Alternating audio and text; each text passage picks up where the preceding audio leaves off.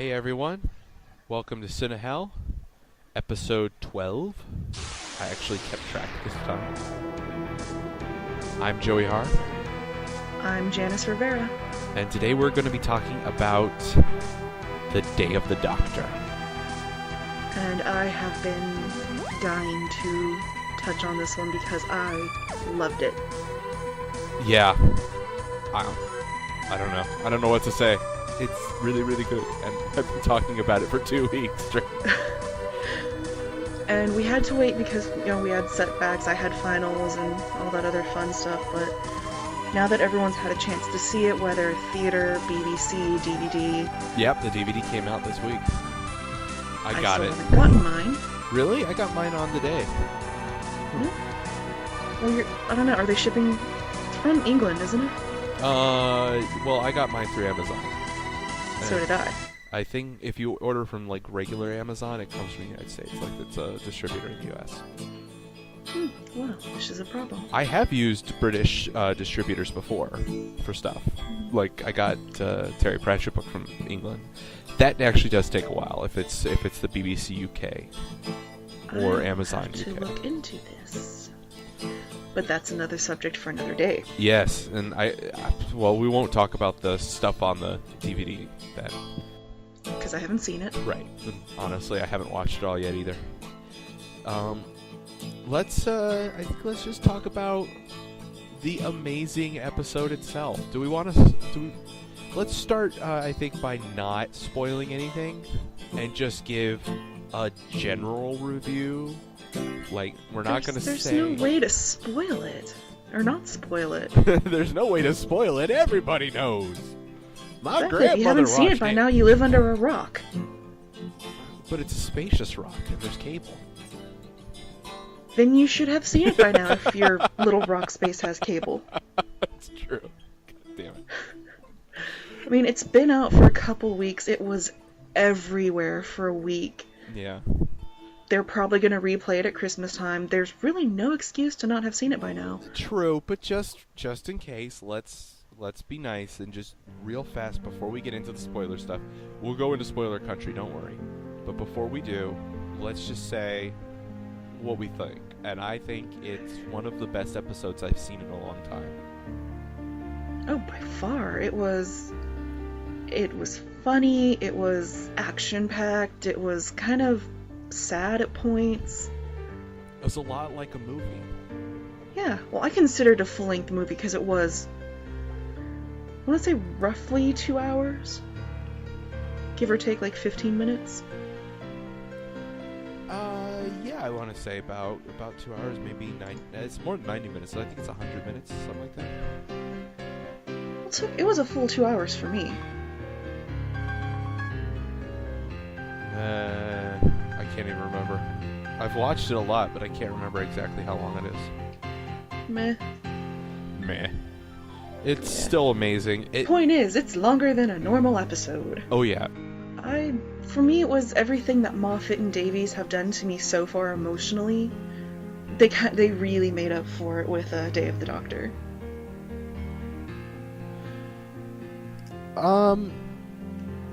I don't know. I'm not really sure if I feel like they did anything to me. It's certainly a really good episode. There's no denying that. But I don't know if I feel like they needed to apologize for anything. Technically they didn't, but you have to admit, Moffat and Davies can be kind of cruel in the way they treat their characters, and I mean, look at the way River Song was introduced. She was introduced by dying, and then she came back later. Same with Clara. I was gonna say, same with Clara. So it's kind of like, you introduce a major character by killing them? How horrible. I guess that's true. I hadn't thought of it like that. They can be kind of cruel, but I think the best part was the points where Davies was getting poked by, or where what's the other one? Shoot, now I've forgotten his name. Mark Gatiss does it every now and then. No, I mean, the two showrunners. There's Davies. What's the other guy's name? I'm so terrible with names. Crap. Moffat. I said Moffat. I know, I couldn't remember his name. This is how bad I am with names. But anyways. But yeah, it's Moffat and Davies. Anyways, I like the parts where Davies is getting teased by Moffat, and you could tell, like, they're calling out the kissing, all the kissing. Matt Smith likes to kiss people. Does this happen a lot in the future? It tends to happen, yes. And I thought about it, and I actually thought, there is not a companion that hasn't kissed the Doctor since New Who began. Except Mickey. Mickey never kissed the Doctor. Yeah, that's good. Did Jack ever kiss the Doctor? Oh, yes. I missed that somehow. Deep, deep kissing. I know it wasn't with 9. It may have been, actually. No, he never kissed 9. He kisses one of them. I do remember him kissing the Doctor. Because Rose puckers up for a kiss and he kisses the Doctor instead. All of the female companions kiss the Doctor at some point. Mm-hmm. And I think, if I'm not mistaken, if I remember correctly, the Doctor kisses Rory by accident or something. Like somehow they end up kissing. No, And it's neither of them- dinosaurs on a spaceship where Rory sees something. It's like a map, and he figures it out before the Doctor. And the Doctor's like, "Rory, you're brilliant." He just grabs him and kisses him. Right. That was, yeah. And then later on, his pseudo companion. What's his name? The guy from the Cyberman episode and the neighbor upstairs episode. I can't remember the character's name. Chubbier guy. Craig? Craig. Yeah, he kisses Craig in the Cyberman episode. Oh, that's right. Yeah, he does. To keep him, because Craig is the most oblivious human being ever made. Oh, Craig. He cracks me up. Yes, Craig, it's always you. It's always only been you. Like, really? No peripheral vision on this guy at all. No. None.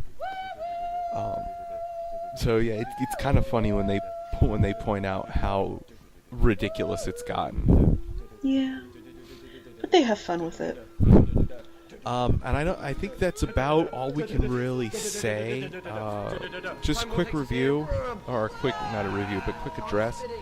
The outfits looking amazing. They bring back some aliens. Those are pretty cool looking. 2 species of alien that they bring back, which is really cool. Obviously the Daleks I wouldn't consider an alien so much as a cyborg. They're a salt and pepper shaker.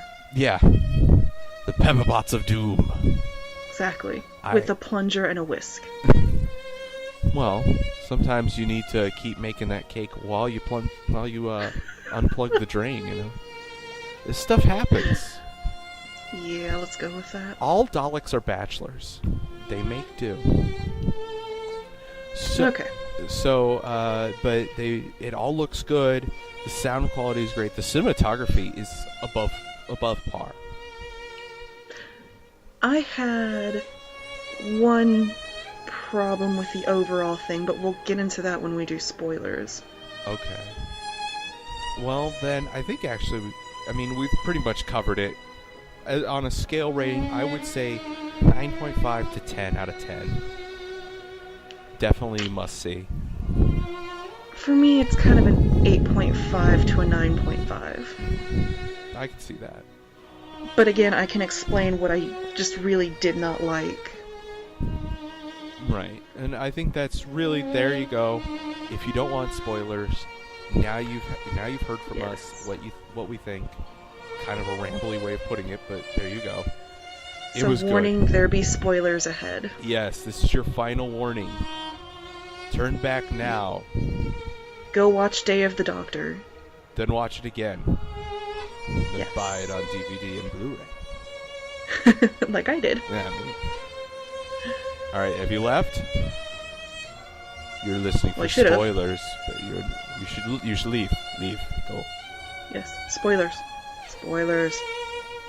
Alright, it's too late now. We're gonna start spoiling. Dem Zygons. Oh, Yeah, I've never seen the Zygons before. This was my first introduction to them. Now, my audio's kicking up a little bit. Sorry. Hang on a second. I'm going to adjust. I'll cut all that out. Well, obviously. I mean, how unprofessional do you want to be? As unprofessional as I possibly can. I agree with that. Anyways, yeah, this is not the first time I've seen the Zygons. Are they from the McCoy era? No, they predate McCoy. I think, I want to say that the first Zygon showed up with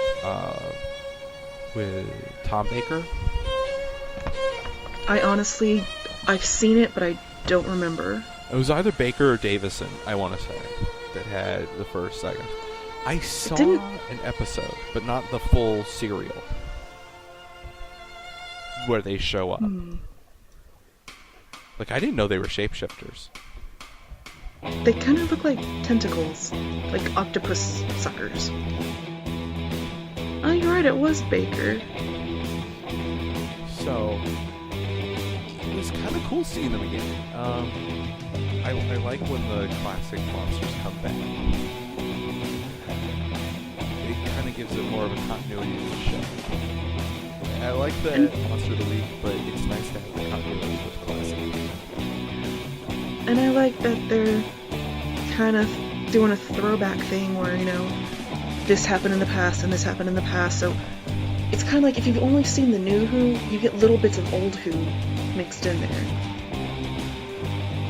Yeah, and like I'm watching people watching, like I was telling you before the show, I watched some reaction videos of people watching it, and people are going, I don't know who this is, or, just like not understanding the opening sequence. First of all, how do you miss what that opening sequence is about? The BBC played An Adventure in Time and Space the day before, where they showed the creation of that opening sequence. You have no excuse not to know what that is. But people are like, this is weird. And it's Doctor Who. It's supposed to be weird. Well, because they're seeing the black and white opening, they're like, what's going on? I don't get it. Oh my god, I loved that. That was cool. And then they were playing the original 1963 Doctor Who theme. With the guitar string sound. And my goodness, this is like Easter egg paradise. Yeah, it was pretty cool. The scarf, everybody saw the scarf. On what's-her-face, Osgood, the scientist girl with the inhaler. Osgood Stewart. And then there was Kate Lethbridge Stewart, which everyone assumes she's like the daughter of the Brigadier. She is. Yes. Kate is the daughter of the Brigadier. She said so, and about halfway through the episode we find out that Osgood is too. But Osgood's I don't know, she's the nerdy. She's a Doctor Who fangirl in the Doctor Who universe. She's an inside joke. She is, and it's awesome. I actually kind of like that she's a Doctor. Like, that's why she's got the scarf, because that's the last Doctor that spent any, acceptable amount of time with the Brig. Some other Doctors hung out with the Brigadier. They all attended his funeral. Most of them attended his award banquet or whatever for, his here's your gold watch. 30 years not dying of alien attack in unit. But it's nice to see Unit again. Some cheesy. I love the comments. What was it? Oh, the Ravens are looking a bit sluggish today. Oh, well, we'll just have the batteries replaced. I like that. Now, and lines like that are really great. The part where the Bad Wolf projection was dancing around saying no more, no more. I like that. It was really good line reads. And then there was a couple of times where I go, you're really going to go with that line? You're not going to shoot an alternative or choose another line read? Like, We're going to Unit HQ, otherwise known as the Tower of London. Really? Which is funny because I've been to the Tower of London, so I was cracking up. Oh, yeah. But it's so corny. But it fits so well. It's just the way they read the line kind of felt like it was forced. Like, it would have been better if they just had somebody like, why are we going to the Tower of London? Oh, that's where my office is. You know, something like that would have been nice. But again, back to the beginning, that was the original black and white, and then that's where we first meet Susan. Right, yeah, you go back to Coal Hill School. And then, what was it? If you look under there, I believe it says the chairman of the governors, it says I. Chesterton. Yes, Ian Chesterton and really, Barbara. you have to look really quickly because they don't really show it. Barbara's on there too. Barbara's somewhere Yes. in there too. I can't remember last name, White or something like that. But yeah, Ian and Barbara. White. Ian and right? Barbara apparently do eventually get back to the correct time. I don't know, whatever the heck her name is. Ian and Barbara from, the first episode. episode. Yeah. And now, interestingly, they didn't actually get left in their own time. They got left close to it, but not quite. And I think they were left later in time. Because, he takes them in 63, and he drops them off in 64 or something like that. But I guess they found their way back to the school, and the people are like, you've been gone for a year. It's cool, welcome back. Would you like a promotion? Apparently. But, there's just everywhere, there's little things. And then, I love how they, give the Doctor a ride and they airlift the TARDIS in. Oh yeah, and it's like, the TARDIS can move by itself.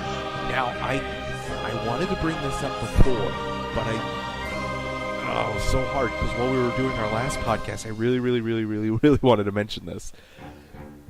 The scene where Clara leaves, and she's driving her moped or whatever, and she leaves the school, drives out into the country, and into the TARDIS. The location where the TARDIS is sitting on the road, does that look familiar to you at all? It looked, very much like... Oh my gosh, what is that episode? Does it remind you of Legopolis in any way? It did. Yeah, I think that's supposed to be the same area. It could be. Because that looks like... Well, why else would he stop in the middle of Nowheresville Road? Unless, he's updating the chameleon circuit. I feel like that's what he was there for. Because that's what the TARDIS did before. It landed on top of a real police box to renew its chameleon circuit after several hundred years. I really, really want it to be that's what that was supposed to be. Like, that was the road where they pick up Tegan. You never know. Anyways, that just immediately jumped out at me as being a lot like Legopolis, that little bit. I'm still kind of confused as to why Clara could snap her fingers and close the door, though. It's Doctor Who, don't try to make sense of it. Yeah, but wasn't that like a big moment when, at the end of Silence in the Library, he got that ability? The Doctor, yes. And apparently Clara's just like, oh, fuck it. It's gonna open because I tell it to. Snap. Maybe it's not just Time Lords that can do it. Maybe it's because she's the impossible girl she can do it. Oh, yeah, because she's been in the Doctor's time. That makes sense. She knows how. She does seem to be kind of this generation's ace, She seems to be the one who's being buttered up to be a, like she's being trained a lot more than other companions. I kind of hope not. I kind of like her. You know what I really want to see? I want to see Clara and Sophie Aldred in the same episode. Sophie's the one who played Ace. I want to see Clara and Ace in the same episode. That would be epic. That would be so cool. Because both of them know more about the Doctor than any other companion. True. So it'd be interesting just... Well, I guess other than season 4. Because Susan just takes that stuff in stride whenever she shows up in one of the multi-doctor stories. She's like, 3 of you. Okay. this shit happens on Gallifrey all the time. And apparently when they go down, I don't want to say the catacombs of the Tower of London, but down into the secret vault or whatever. Apparently the things under the sheets were the former doctors. That's what I heard, yeah. That it was the actors who played the former doctors under there in one scene. And I watched it again, and now most of the time, you can obviously a Zygon shape. If you know what you're looking for, you can see a Zygon shape under the sheet. You know, that weird arrowhead pointy head. Kind of, yeah. But one time, it does look like humans. And they're different heights. There's, I'm trying to remember the name of it. There's like a little webisode that's maybe 45 minutes long called like the 5-ish Doctors. I need to watch that stuff. It's Tom Baker, Sylvester McCoy, and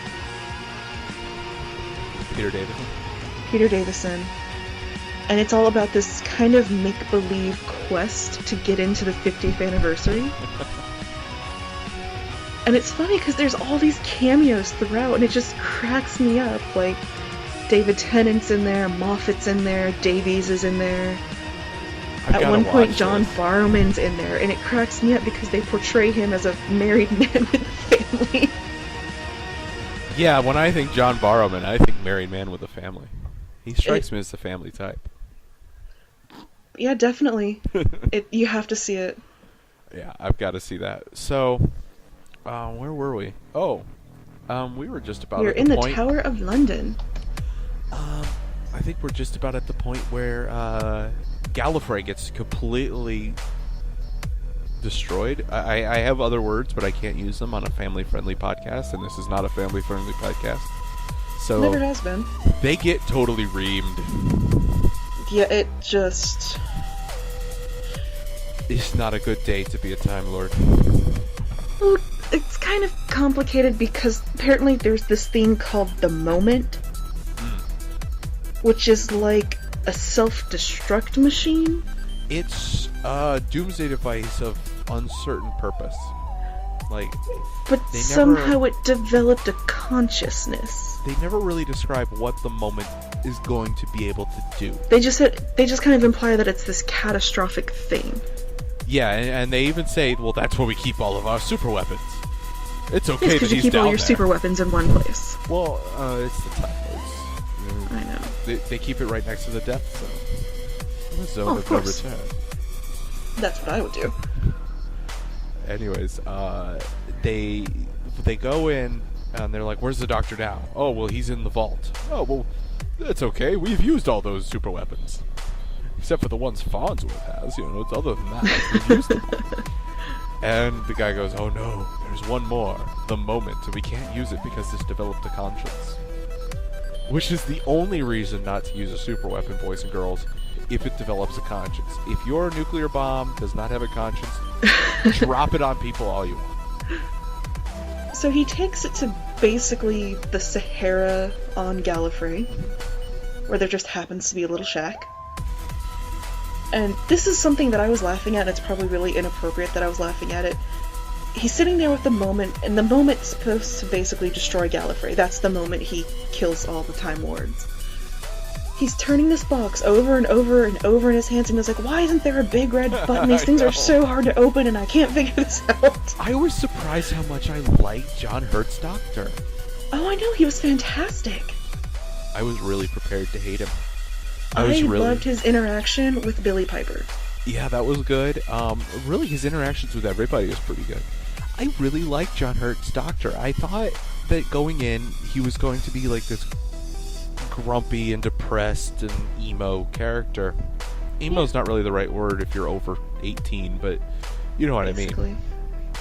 Just this kind of, like, a grudge against the world. He really doesn't like anyone because he's so angry with himself. Right, and he wasn't. He had a good sense of humor as well. Yeah. No, I still wish that they hadn't even had a John Hurt doctor. I mean, the War Doctor. He never calls himself that in the episode, but that's what he is. He's the War Doctor. That's just what, yeah. But I wouldn't. I don't have anything against John Hurt, but I do wish that it had been Paul McGann throughout this whole thing. I do wish Paul McGann had showed up in the 50th anniversary show, not just the Night of the Doctor. Yeah. But I do give them props for finally giving him the regeneration scene he deserved. Yeah. That was pretty cool. In Night of the Doctor. The Night of the Doctor. Yeah. And he has not aged a day. He still looks as good as he did when he did the movie. Yeah, he does. And he's still doing audio dramas. I'm sorry to say it, but Tom Baker obviously aged, but Peter Davison did not age gracefully. If you look at what he used to look like and what he looks like now, he is unrecognizable. Yeah, he aged in a different direction than most people. He aged forward. Exactly. I'm so sorry if you ever hear this, Peter Davison. No, I like Peter Davison. He's so an awesome actor. But yeah, I mean, it happens, guys. That's just something that happens, especially to guys. As we get older, we do chub up. It's not really something we can help. Then there's the Fez. The Fez. Which just pops in? Now, the Fez appears, and we're going to kind of skip around, because the whole time arc of this Fez's travels. We're also trying not to reveal everything. Right. But the Fez is kind of what unites the Doctors.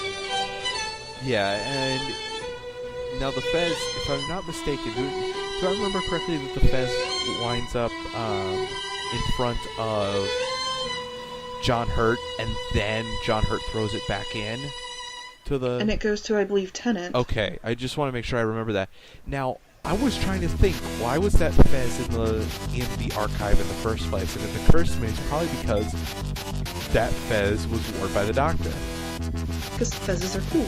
Well, no, I mean, like, because the only time that anybody in England sees the Fez before it's ditched in the woods is when Tennant puts it on. After it comes out of the hole, and immediately Tennant, because it's the Doctor, here's free clothing, he puts it on. Puts it on. Nobody's currently holding this Fez. It must be mine. The Doctor is to clothing as cats are to everything. Yeah. This is not currently being held by someone. It's mine, obviously. So Tennant put it on in front of the Queen. And Smith shows up. But here's one thing: he put it on in front of the Queen before Smith showed up. So when they ditch it and they run off, the Queen must have kept it, and that's why it's in the archive. Okay, this was my problem with the show, is I didn't quite understand the point of having the Queen. She wasn't that big a part. The romance, just everything. I understand that there was a tiny part of the subplot with the Zygons with her, but overall, I did not see any necessary reason for that romance arc to be in there. Okay, there are a few reasons. There's 2 times in the show where I know he meets Queen Elizabeth later. He meets her now Tennant meets her earlier as a much older woman, and she's furious with him. Yeah, she orders him his death. Yeah, she orders his death on sight. And then, as Smith, everybody teases him about, "You naughty boy, virgin queen no more, eh?" Nudge, nudge, obvious sex joke, haha. But, in the audio dramas, there's also a thing with her, where the Doctor is involved in a coup to kill her and replace her with another queen. Okay, that makes more sense to why they have this plot then. So there's lots of stuff that kind of revolves around that particular I queen. knew about her wanting him to be killed on sight. I didn't know about the audio drama. Yeah, so it feels like, now the audio drama involves the 8th Doctor, but it feels like kind of the Doctor, this is like her time period is one of the ones the Doctor tends to end up in a lot. He does. He goes back to Elizabethan England quite a bit, but Well, I would too. yeah, well, it's fun. And how does he describe the taste? Like copper or something like that? I think so. Yeah. So, like, you taste the air. Like copper. It must be 1880. And we have the return of the detector that goes ding when there's stuff. And ding. Ding. And you're a horse. It was the horse. Now, was that the same horse from, because I thought, until that moment, I thought that was the horse from Girl in the Fireplace. I've heard that rumor too, and I don't know. Which brings up a question of how the heck did the Zygon take place with the horse? Or was he riding a Zygon this whole time? Like, was the Zygon... He was riding a Zygon. Was the Zygon just, like, biding his time? He may have, like, killed the horse and... I don't know.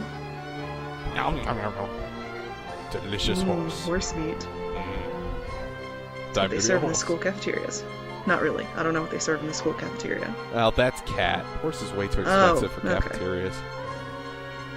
So, yeah, you're right. It's about time for us to see more than one doctor in one place, and time for the measuring to begin. Oh god. Are we talking about the sonic screwdrivers? Yeah. Oh, that's such a male thing. It's not even a male thing. I wouldn't do that. If No, I it's met just... an alternate me... Generally, when guys meet, the first thing we do not do is drop our trousers and compare length. I don't know why that is a thing No, but in movies. For me, this also kind of goes back to something that happened in the 11th when he's with Rory. And Rory has this teeny tiny, like, keychain flashlight. And the doctor has this huge flashlight. And Rory's like, yours is bigger. And the doctor's like, let's not go into that. Yeah, that's, So that kind of made me think that's a little throwback to that. But even then, it's like, really, you've just met your previous self, and the first thing you're going to do is, like, whip out your sonic screwdriver and compare sizes. I think that's a Moffat thing. It might have been. It's just, for me, it was funny, but it was also really stupid. Because Moffat's kind of the toilet humor guy. You wouldn't think of it. I mean, the guy who writes Blink and stuff, you wouldn't really think of him He does have a as. twisted sense of humor. But he's also the guy who wrote the planet where they communicate in the form of farts. So, Yeah. have you seen that episode or that special, by the way? Curse No, of... and I don't think I want to. Oh god, you have to watch Curse of the Fatal Death. It's so funny. Somehow the planet that communicates by farts and the curse of the fatal death make a lot of sense. Pretty sure everyone died of gas poisoning. No, the planet's population died when they discovered fire. Oh, well, that too. It's actually a then- really good episode. The Oh, I doctor and the love- master it's have an also- argument in farts. It's hilarious. There's a time vortex, and they're trying to figure out what's going on, and they're both using their sonic screwdrivers, and they use you're reversing the polarity. Yes. And I was so happy to hear that. And so few people even realize what that meant, and that kind of made me a little sad that there were so many people going, like, they just listen to it, and they're just like stone-faced throughout the whole thing, like, whatever, get to the point. And people who are old Who fans like me are just going, they're reversing polarity. That's what I did. I was like, yay! And then we have John Hurt. Yeah, and John Hurt shows up, and I love his reason for even me. Like, this is you breaking the first rule of time. Whenever the doctors meet, whenever a Time Lord goes back on their own timeline, it breaks the law of time, the first law of time. And I love that he has a damn good reason for doing it.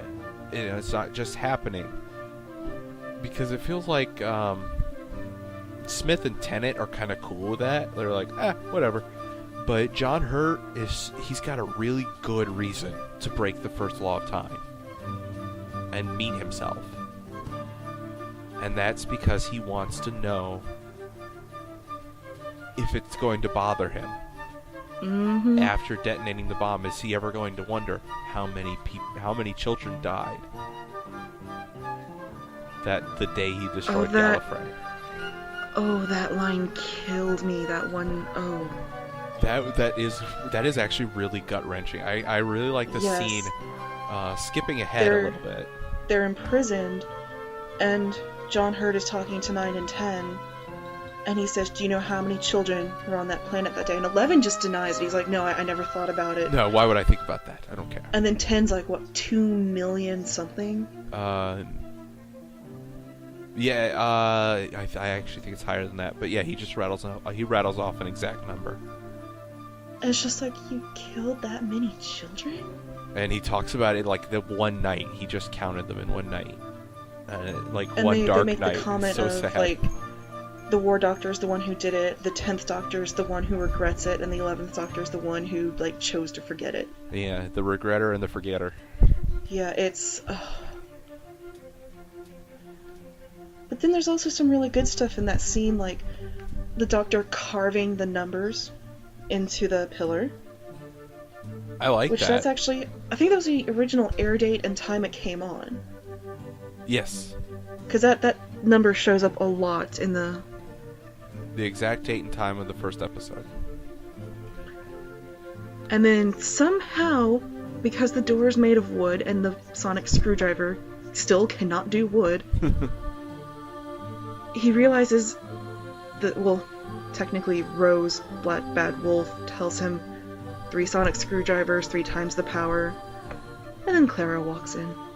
Yeah, I like that they're like, well, what we'll do is, I'll scan the wood for its resonance frequency, and even though we can't unlock the door, because no real explanation as to why the metal lock won't work, but we can't unlock the door, we can check the resonant frequency of the wood and cause the wood to just disassemble itself. But we need to let the computer inside the sonic screwdriver think about it.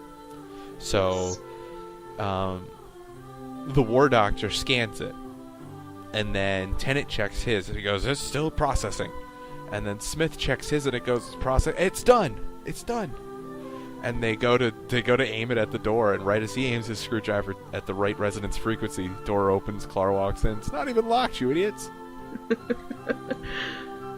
And I have to admit, right before this, Clara's in the vaults with Kate and Osgood, and there's Zygons in there. And they're thinking, well, how are we supposed to get you back to help the Doctor and blah blah blah. Jack Harkness's time vortex manipulator. Bequeathed on the event of his death. Well, yes. One of them. Yes. So there's a little nod back to Captain Jack Harkness, which I loved. And also, the vault, let's talk about the vault for a second. There's just a cornucopia of memories in there. There's all sorts of old weapons and things that are throwbacks to other characters. A classic Cyberman head. Yeah, and Amy's pinwheel is in the background at one point. River's shoes are apparently a weapon of mass destruction, because they're in there. I don't know why some of these items are in there. I get the stuff that they've like captured from Torchwood would all be in there because they don't know what all of it does. Exactly. It kind of reminds me of that episode Dalek from the Ninth Doctor, where he goes in and is like, "You have no idea what half of these things do you? Well, we think this is a weapon. It's a hairdryer." What about this? It's a musical instrument. Like they have no clue. So It's just, cracked me up. yeah, I do like that they've got that stuff in there. I like that they think the Doctor doesn't know. And the Doctor's known this whole time and he's monitoring them. Because he gave, like, one of the first things that was put in there was a gift from the Doctor to the Brigadier. Because they're idiots. They really thought that the Doctor wouldn't know what happened to that gift that he gave. So, yeah, it was fun. It was fun. And the nicknames. Grandpa, Sandshoes, and Chinny. About time somebody pointed out that chin. Oh, you probably didn't have this, but before the movie started, because I saw the movie theater and you saw it on TV, they had this little back and forth thing between David Tennant and Matt Smith. I have that on the So Blu-ray, but I haven't watched it yet. it starts off with like Matt Smith talking, "Oh, I hope you enjoy the video in 12D. Oh, it's not in 12D, it's only in 3D. Haha, well, sucks for y'all." Not exactly, but. And then like the David Tennant will show up and he's making jokes about it being in 3D and that you might want to, sit back because, some chins may come out. And then it switches back to Matt Smith and he's like, "Well, it's also in high definition, so you might notice any little wrinkle or crease on a face." And then and then they're standing together and they just kind of look at each other like, "Yeah, none of us said that." It's really funny. Those two Or really play Strax well and his off. scream of the popcorn screams of pain.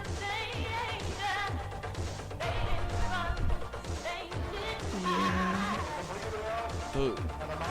There've been a really good crop of actors for this show. Watching David Tennant and Matt Smith play off each other throughout this episode was They have amazing. amazing chemistry. And with John Hurt, I was really expecting kind of an awkwardness with John Hurt because this is his first time as the Doctor. And so he's trying to settle into a new role. He's not a familiar character to anybody involved. But he settled in perfectly. He became the War Doctor perfectly. I like it. Now, I do have one bone to pick with this whole episode. Of the whole episode, there's only one real bone I have to pick. And that is simply this.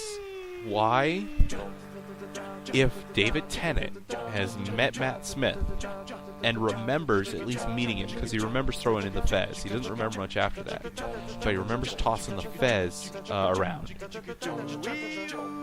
Why doesn't he remember that the next Doctor looks like Matt Smith during the Christmas episode, The Next Doctor? I have no idea. I can't tell you.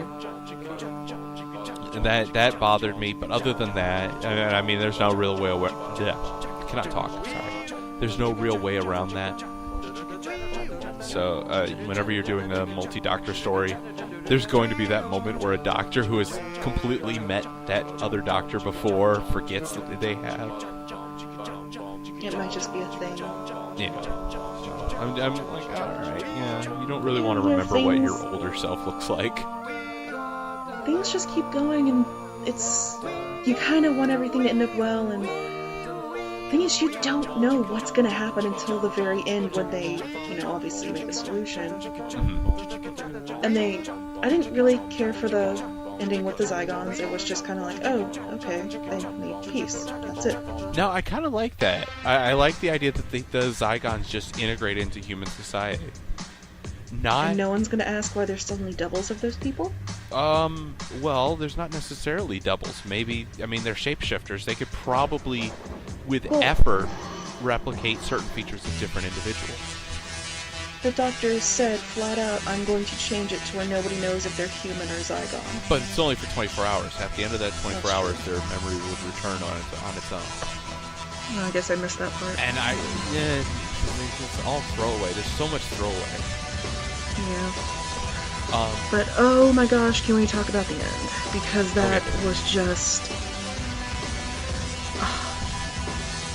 I was bawling at the end because it was just wonderfully perfect. And now we've spoiled quite a bit so far, but seriously, if somebody's listening to this who hasn't seen the episode but decided to listen to spoilers anyways because they wanted to see what they're getting into, go away. Go away. Seriously, we don't want you knowing the end of the thing until you see it for yourself.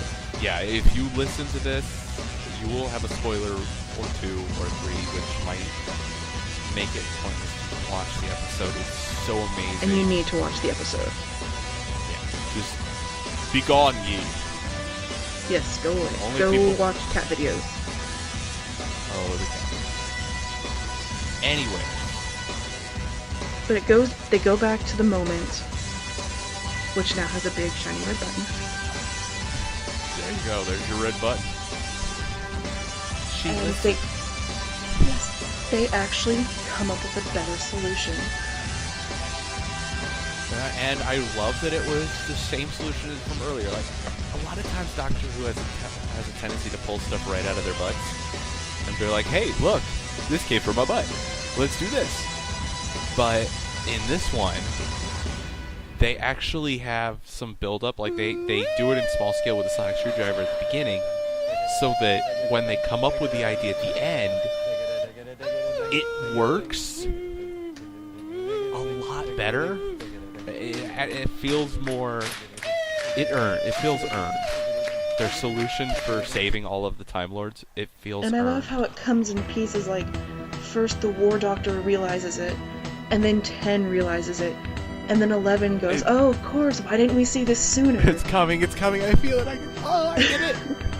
And it's kind of also a throwback to, when they did the 3 Doctors and they had the Time Lord telepathy going. Yeah. They have this going big time. Oh yeah. So that was that. I liked seeing that. Now, my favorite part, when they called on the different TARDISes, they called in every Doctor, because what they needed to do was scan the planet, and was it to scan the planet, or was it to actually was it like a massive download thing, where you have to wait like 8 hours? It was like scan and freeze and like put it in a pocket universe. Yeah, that's what they're doing, but I'm trying to wonder, I can't remember why they had to bring everybody in. Was it to save the planet, or like to save the planet, like the download process, or was it the scanning process that was going to take that long? I don't remember. But at first he's like, they're doing it, and at first it's just Hurt, Tennant, and Smith, and the councilman's like, oh, 3 Doctors, and of course there's Matt Smith going, Geronimo, and then David Tennant yells out, Alonzi, and then you have John Hurt, oh, for God's sake. And then we go back to the councilman, and he's like, no, sir, all 12. No, he says, no, sir, it's not just 3 anymore. And you start seeing other TARDISes whirl around. And you see clips of the older Doctors, and I love that they had I told you from the beginning, all of the Doctors were going to be there. Oh yeah. I was right about that too. I really love they had a voice double, because the first Doctor never says Time Lord. No. So they had a voice double, stand in as William Hartnell's voice, so that he could start the process, and he actually says a quick line of where William Hartnell says he's starting the process, and all of the other Doctors are participating, and like one by one, they call in that they're helping out. And then there's the added, no sir, all 13. And you just get this brief shot of a hand pulling a lever and eyes, and we all know who it is. Yeah, but for people who didn't hear the announcement months ago and have hidden from the internet this whole time, where have you been? Well, that rock doesn't get very good reception. Oh, that's true. The Wi-Fi is terrible down there. But they show a brief glimpse of the next Doctor. Yeah. That's basically when the entire theater lost its shit. See, it was just me. There's no other way to put it. It was just me, and there was a couple of times where I'm watching and I hear shouts from other apartments down the way, and I'm like, somebody else is watching Doctor Who. Yeah, I was in a theater. The funny thing is, this is what I found hilarious. I saw Thor opening day, hardly anyone there.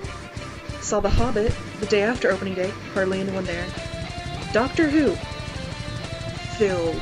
Oh yeah. Completely filled. It's a phenomenon. But yeah, my goodness, every time there was a catchphrase, I'd be like, oh yeah, and everyone was just reacting to everything. And then I felt bad because I would be laughing at something that was from Classic Who, and everyone would be like, dude, what the hell is she laughing at? These people. People have no taste. I mean, it was a bunch of teenagers too. Yeah, it's true. Yeah, a lot of the time I'm watching, I'm like, oh my god, it's David Tennant. I'm like, who cares? Oh my god, yes. Bring back Patrick Troughton. I'm an old man and I like my Troughton. Bring back Doc Toro the Magnificent. I need my Doc Toro. Oh, good. And then that outfit. They save Gallifrey, and he realizes he can bring it back. He can bring back the Time Lords, which kind of defeats the purpose of like the entire show to me, because he was the only time, or no, not the entire show, but from about 6-ish to Matt Smith, he was the last Time Lord alive, and now they're all alive? Well, I mean, That was kind of a huge turnaround. it's such a large show with such a massive history. The first sci-fi show to ever reach 50 years I know. of active production. It's hard to maintain a continuous presence of Continuity is a anything. bit of a problem.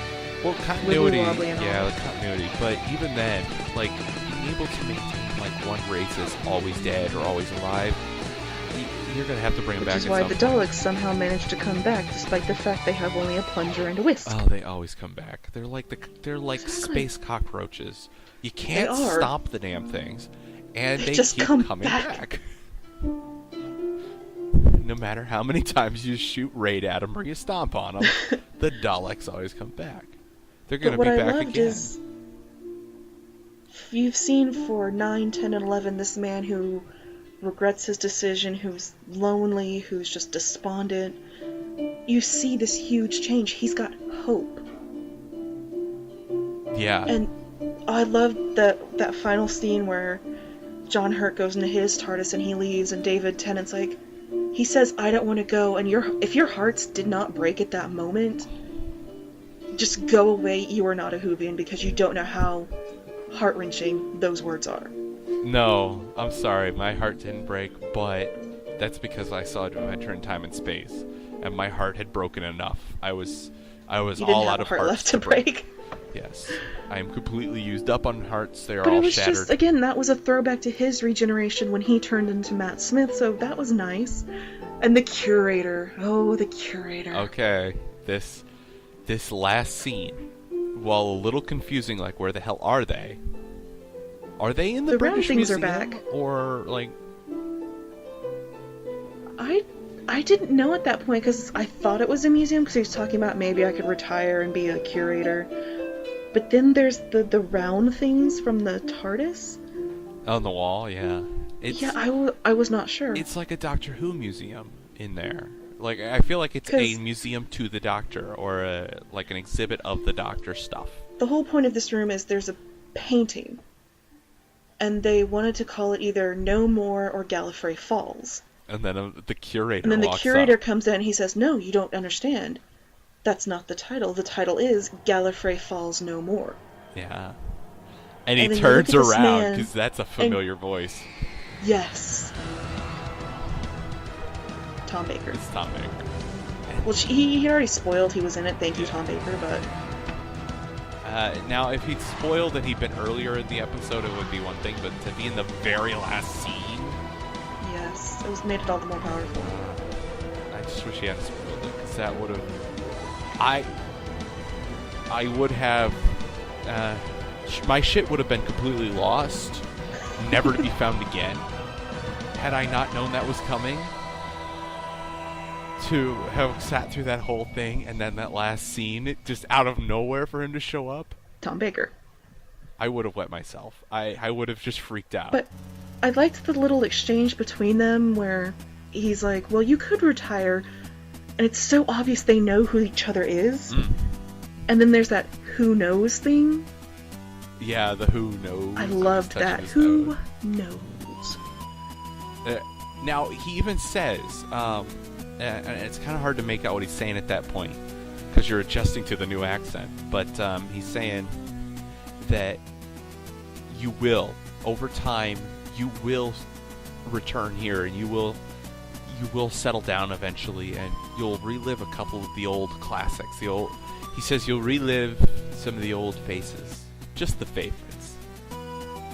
And Yeah. the implication is that he's not the fourth Doctor. He's a much further Doctor down the road who chose to He's your choose... Doctor. Yeah, who chose to use the fourth Doctor's face. And apparently become a curator. Yeah, and I like the idea that he's not the Doctor. I want him to be the curator, like when the The Doctor's master, ready. the curator, the Ronnie. I want when He's just he the gets curator. there for him to have like retired, to have settled down, and be like, I'm done being the Doctor. I'm now the curator. My job is no longer to fix the universe. My job is to maintain it, to care for it. And then the absolute last shot was breathtaking. Oh, where he steps through the door? He steps through the doors, and William Hartnell's by himself. Well, he's standing whoever behind playing them. William Hartnell. There's a V of the other 12. And it was just... And there's a voiceover, which I forgot what the voiceover says now. But just the way they ended it, I cannot think of a way to have done that better. I think I might, I'm going to have to see. We'll see if this works.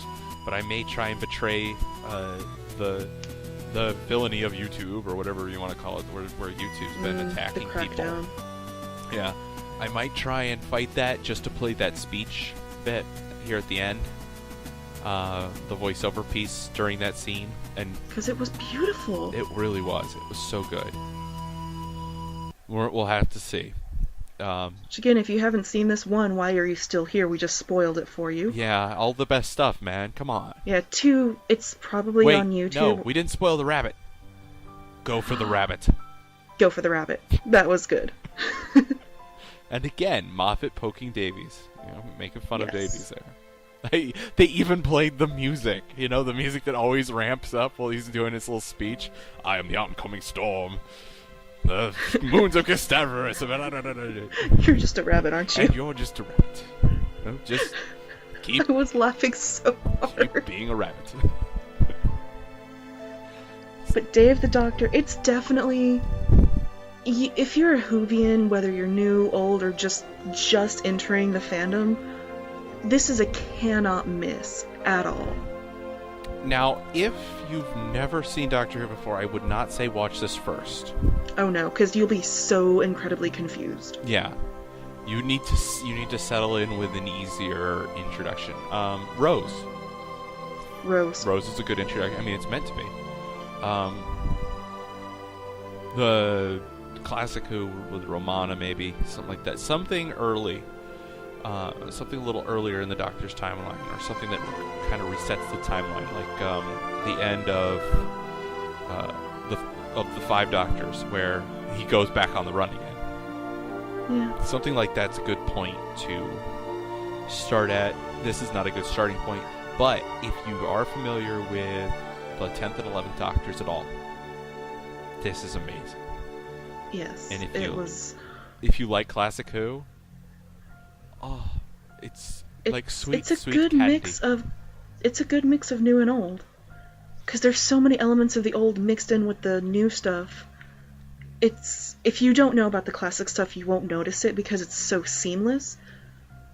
But for those of us who do know some of the funnier lines from the classic Doctors, like, oh, you've redecorated. I don't like it. Yeah. Okay. I really you're right, and we're gonna start talking technicalities now, just for a little bit. Yeah. I really like that they're not beating you over the head the way something like, if you're like watching Family Guy, if they make a reference to a previous episode of Family Guy, they will just keep coming up. They might. I mean, it's Family Guy. They may go, "This is a reference to episode 7. You should watch episode 7." Before they go on to their thing. But in this, it really is seamless. If you don't know that it's supposed to be a reference, like the scarf, if you didn't know the scarf was supposed to be a reference, nobody addresses the scarf. It's just a scarf. Yeah, they don't say, oh, that scarf looks familiar, or, oh, I've heard this before. It's just there. I think the Doctor does at one point say, I like the scarf. But that is like he a does. throwaway. It's just like him talking to people. Exactly, that just could be an offhand compliment. Oh, hey, I like your scarf. Yeah, and he says some stuff to soldiers too, which means nothing. He's just like, it's a well-kept weapon. You know, he's just like walking along and chatting.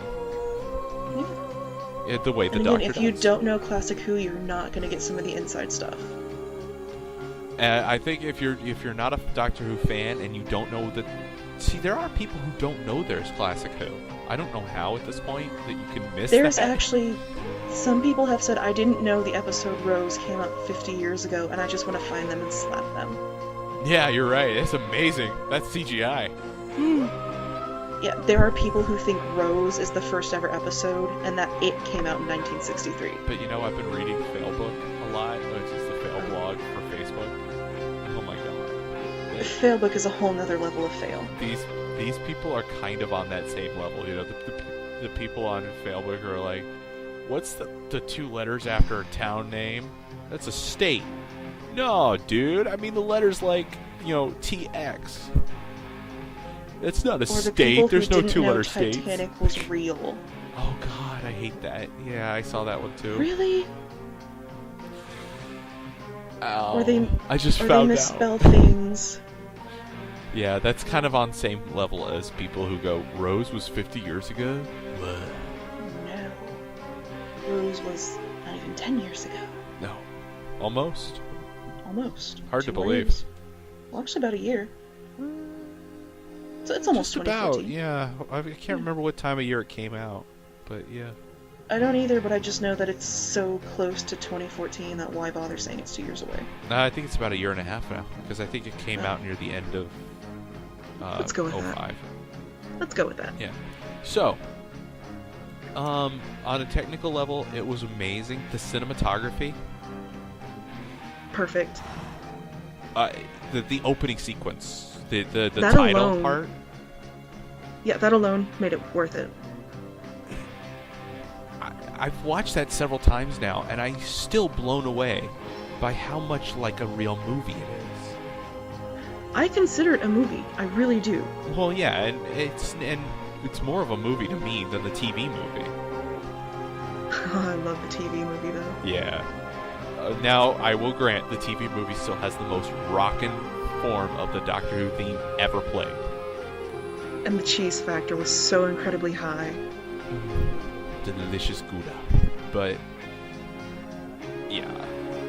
And the Master. But we're talking about Day of the Doctor.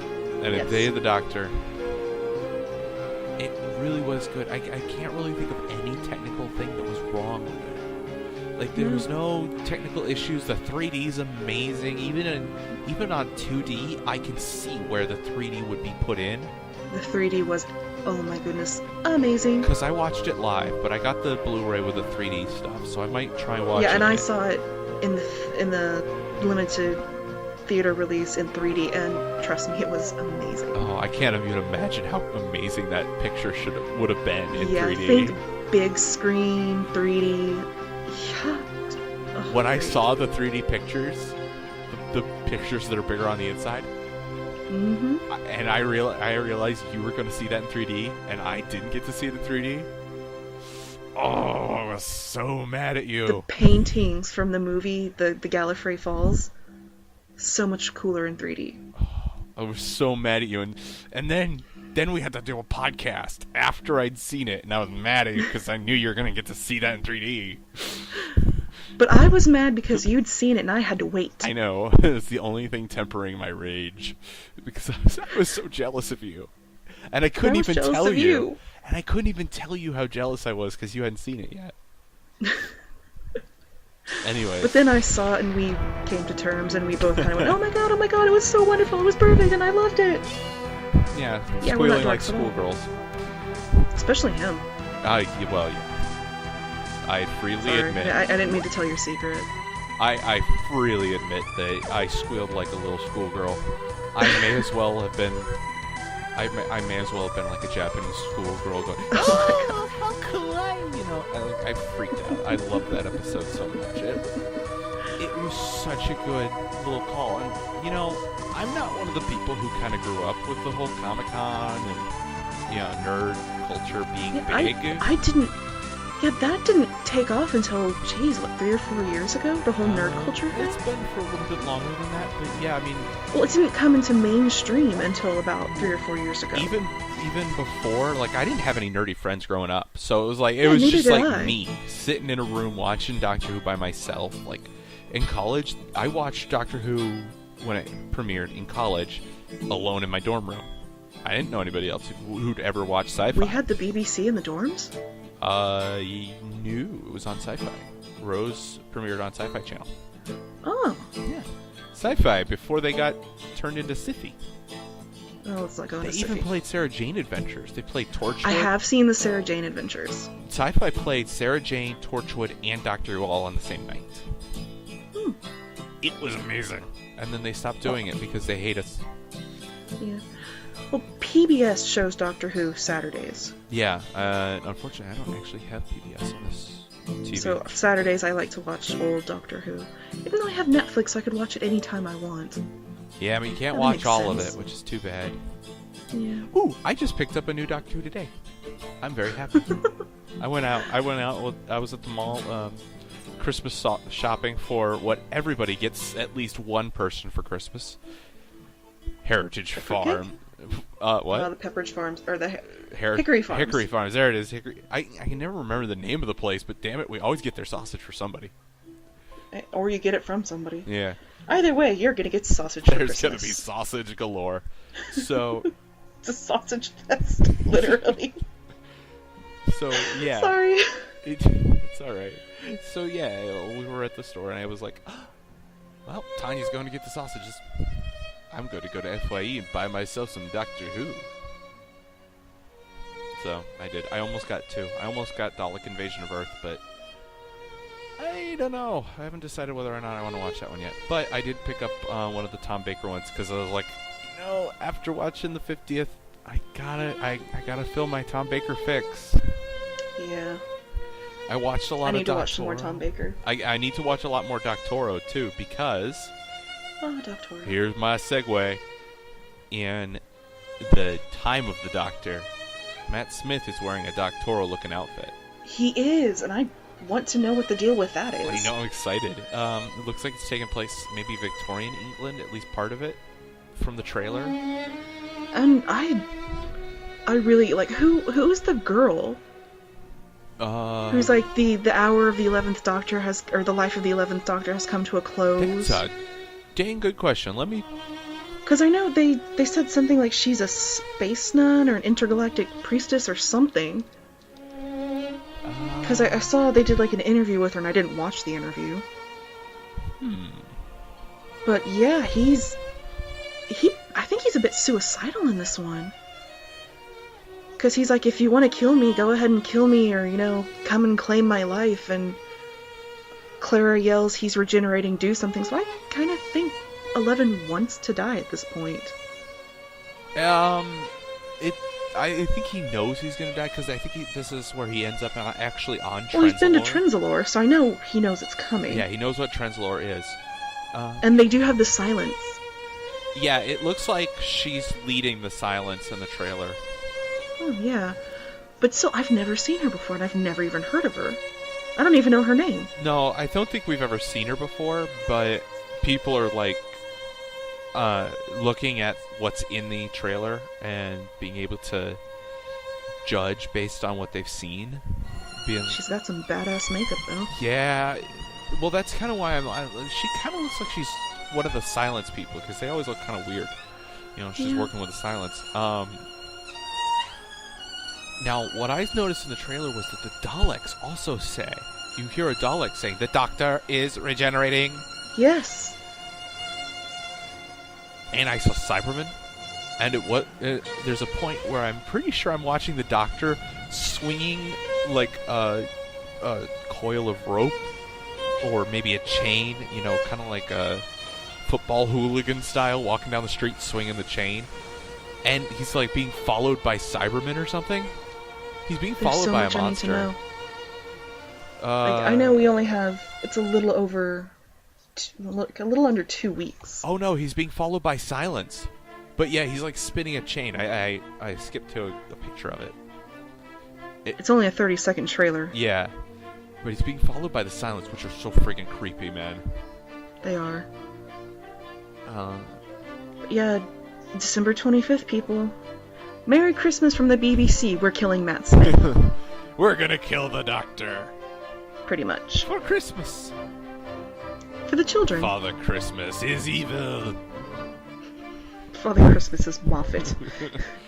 And he gave us coal. And a dead Matt Smith. Coal covered in the blood of Time Lords. Yeah. A week from this Wednesday. Oh my god, is that soon? shockingly. It's one of those times of the year where you start to feel old if you're over 25. When Yeah, I know the feeling. You're getting to that point where you're going, is it really Christmas again? God damn it. Yeah, I know. It's not an exciting thing anymore. It's like, God damn it, not again. Because you know all you're getting is like Christmas socks and underwear and books and like practical things. You don't get toys anymore. Well, for me, books are a lot of times my toys. I love books. Oh, I know, but think of like... Well, I did get books when I was little, so it's not really... Yeah, but yeah, you're right. It's kind of like there's no colorful the wonder, toys. like the wonder and the surprise is taken out of Christmas because you know what you're getting beforehand. Yeah, a lot of times. People, you go, hey, can I get a list of things you want for Christmas? And And you usually get exactly what's on your I list. want a Starbucks gift card. Like $25 would be fine. Yeah. Like, okay. What else do you want? Because you ain't getting that now. I don't know, I could use a new sweater, you know, this one's got a giant hole in it. Yeah, it's always like, what can I... Well, last year It's my like, what do you really need right now? Last year my father's like, well, you can help me paint the garage.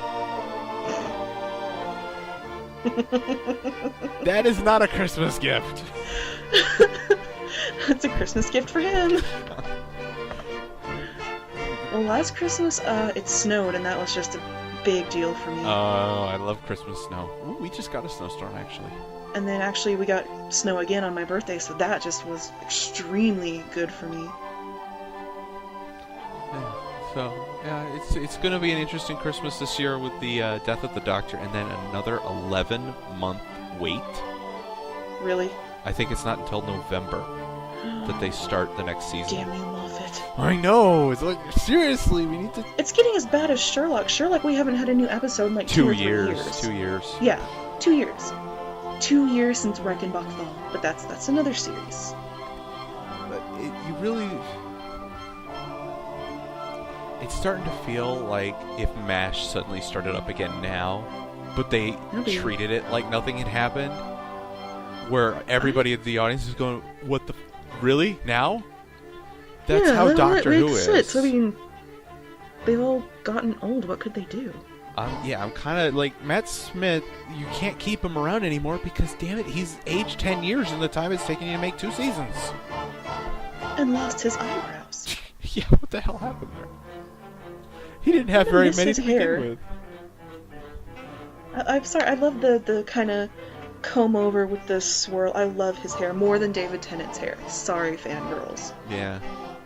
David Tennant's just like spiky, and it looks like if he touched it, he'd either be really sticky or would crunch. No, you know what? Eighth Doctor all the way. Best hair. Oh, he had beautiful hair. Or he really did. Or Patrick Troughton, the bowl. That was a pretty sexy bowl cut. The inverted bowl. I don't know, Baker had a nice little fro going on there for a while. Oh yeah, he did. Baker had some crazy hair. And then, oh crap. Why are we reviewing Doctor hair? I don't know. Because I was talking about Matt Smith's hair and how I liked it better than Tennant. See, this is what happens after we get done talking about what we talk about. For people listening to this podcast, which is really should not be a podcast Yeah, if you're anymore. still here, bravo. Yeah, this is what happens when we forget to end our podcasts. Yeah. Because really, normally we just kill the podcast and then we talk for like 3 hours about how awesome Doctor Who is, but... Pretty much. Yeah, that's it. Really, if you haven't seen Day of the Doctor, get out from under your rock, even though you can probably see it online somewhere. Mm-hmm. Get some friends, first of all. The assumption that they don't have friends. They live under a rock. That's true. I thought they you were only like... have Wi-Fi and a TV. I thought you were like, if you haven't seen Day of the Doctor, you cannot be loved. That too. You cannot be loved by other Whovians. You cannot be loved by anyone. You are ostracized from humanity. It is so good. I don't really know how to explain it. You just have to see it for yourself. It is really good. I'm not going to say it's the best thing ever made in Doctor Who, but no, there's things that I love more. It's certainly up there. And it kind of restored my faith, because for a while I was kind of thinking, well, do I really want to keep watching? Because to me it just kind of got it declined a little bit from after the Pawns left to the whole Clara season. To me, it was going a little downhill because it got really just... I know Doctor Who is ridiculous, but it got ridiculous to the point of even I found it stupid. That's kind of the Matt Smith era, though. A lot of Matt No, Smith but when he was with the Pawns, I was okay with it. I liked the stupid ridiculousness there. But with Clara, it just reached a point where I was like, okay, I don't care. Yeah, somebody needs to rein I in did not Moffat. care for just about every episode in the second half of season 7 except for Nightmare and Silver. And the Name of the Doctor. Everything else I didn't I like. was going to bring up Name of the Doctor. But that's a story for another day. For now, We'll talk about season 7 another day. yeah, for now, if you haven't seen it yet, watch Day of the Doctor. Go see it. What's taking you so long? And stay tuned. Be sure to watch on BBC 9 p.m. Eastern Time, 8 Central. Yep. For on Christmas Day on the 25th for the time of the Doctor. So until then, Featuring guys. Doctoro. The return of Doctoro. Return of Doctoro. All right. Until then, guys. Bye. Happy holidays.